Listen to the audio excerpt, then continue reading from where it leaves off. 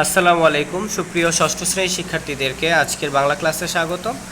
আমরা আজকে বাংলা ক্লাসে তোমাদের প্রথম অধ্যায়ের ধারাবাহিক সাজেশনের আজকে আমরা তোমাদের প্রথম অধ্যায়ের শেষ ক্লাসটি নিয়ে হাজির হয়েছি। সেটা হচ্ছে তোমাদের রচনামূলক প্রশ্ন, দৃশ্যপট নির্ভর প্রশ্ন। তোমরা জানো দৃশ্যপট নির্ভর প্রশ্নের মধ্যে তোমাদের একটি উদ্দীপক দেওয়া থাকবে, সেখান থেকে তোমাদের কোশ্চেন করা হবে এবং এই দৃশ্যপট নির্ভর প্রশ্নের মধ্যে মান হচ্ছে 8, 4 করে। সো আমরা চলো একটা দৃশ্যপট নির্ভর প্রশ্ন পড়ি এবং সেটা আমরা বোঝার চেষ্টা করি। দেখো বলছে নিচের অনুচ্ছেদ পড়ে প্রশ্নগুলোর উত্তর দাও। সো আমরা অনুচ্ছেদটি পড়ব। অনুচ্ছেদের দেখো প্রথমে অনুচ্ছেদ 1, এখানে আমরা দেখব যে কি বলছে অনুচ্ছেদ 1-এ।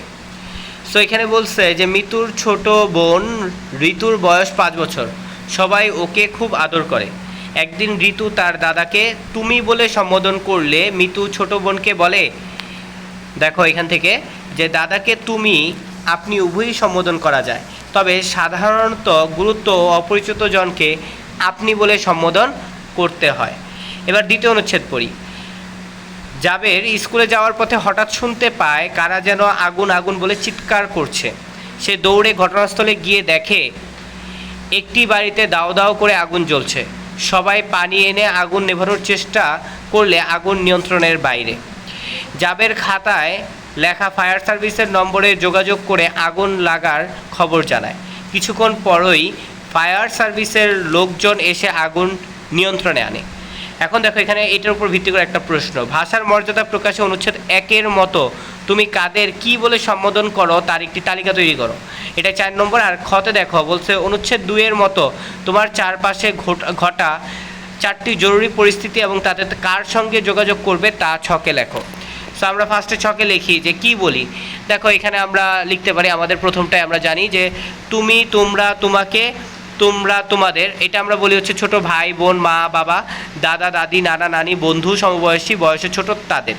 আর আপনি, আপনারা, আপনাকে, আপনারা, আপনাদের, এগুলো বলি বয়সে বড় ব্যক্তি, যেমন মা বাবা, দাদা দাদি, নানা নানি, মামা মামি, চাচা চাচি, খালা খালু, শিক্ষক, অপরিচিত জনদেরকে। আর একটা হচ্ছে দেখো তুই, তোর, তোকে, তোরা, তোদের। এটা আমরা ঘনিষ্ঠ জন, ঘনিষ্ঠ বন্ধু, আদরের ছোট ভাই বোন, কাছের মানুষদের বলে থাকি। সে, তার, তাকে, তারা, তাদের, বয়স ও সম্পর্কের ছোট এবং ঘনিষ্ঠদের বলে থাকি। তুমি, তার, তাকে, তারা, তাদের, এগুলো হচ্ছে বয়সে বড় ও সম্মানিত ব্যক্তিদের বলে থাকি। ও, ওর, ওকে, ওরা, ওদের, এটা আমরা ঘনিষ্ঠ জন ও বয়সে ছোটদের বলে থাকি। কত বলছিল অনুচ্ছেদের মতো আমার চারপাশে ঘটা 4টি জরুরি পরিস্থিতি আমি বা আমরা যাদের সঙ্গে যোগাযোগ করব তার নিচের ছকে দেওয়া হলো। দেখো 1 নম্বর, এলাকায় কোনো আগুন লাগলে আমরা ফায়ার সার্ভিস, স্থানীয় জনপ্রতিনিধি, স্থানীয় থানা ও উপজেলা।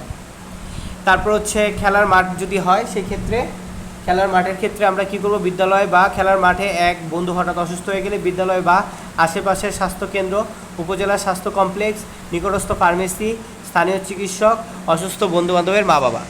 ঝড়ের পরে বিদ্যুতের তার রাস্তায় পড়ে গেছে, স্থানীয় বিদ্যুৎ অফিস, স্থানীয় জনপ্রতিনিধি, স্থানীয় থানা বা উপজেলা প্রশাসন। হারিয়ে যাওয়া কোনো শিশুকে খুঁজে পাওয়া গেছে, হারিয়ে যাওয়া শিশুর অভিভাবক। তারপর হচ্ছে স্থানীয় জনপ্রতিনিধি, স্থানীয় থানা বা উপজেলা প্রশাসন অথবা স্থানীয় মসজিদ মন্দির, আমরা সেখানে খোঁজ নিতে পারি।